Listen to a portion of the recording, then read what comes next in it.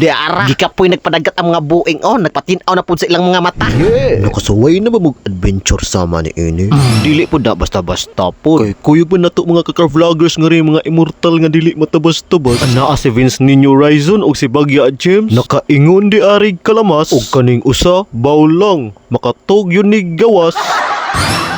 Tripping na to karon murag nindot nang kayo ang dagan sa kagabi. Unya sakto pud kaayo kay nagtapok-tapok mga kakar-vloggers diri sa tuyong. Yeah. O kaning tapok ka murag kuyaw-kuyaw na agi ni gustong padulngan. Daan ko pa naabot lag kalit sa tugkaran ni kapitan para ipahibaw sa tanan nga karon di aing umaabot Septembre 13 sa adlaw kapistahan ni San Nicolas di Tolentino. Aduna tay live concert nga gipangunahan ni Jerome Abalos Band. O syempre dili mawala ang The Gadgers Band, uban ang Iron Steel and Iron Sweet Band, o ang former Americans Got Talent nga si Roland Bono. Murag nindot kiniilaag yun. Mag-abot-abot ang mga immortal nga dili matabas-tabas ba. Ug salamat pud kaayo ni Kapitan GC Lloydin sa pag-invite nato diring dapita. Yeah.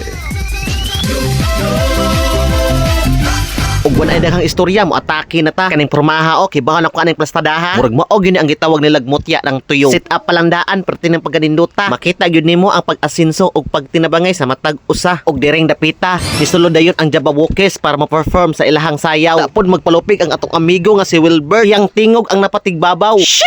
Ug diring dapita si Bagya wala magtuo sa iyang nakita kay nigawas lag kalit ang mga mutya unya ang mata ni Jimpak nagluha-luha. Si Renante ni uli kay wala nakagwanta. Wala pagali ka picture si Vince ato nang giilugan sa kamera. Nisamot pagyud og kahayag ang kagabi dihang nausab na ang ilang pangsuoton. Si Jimpak og si Bite Prince nagsige na lag panabon. Naon sa smade. Don't you wish your girlfriend was hot, hot, hot?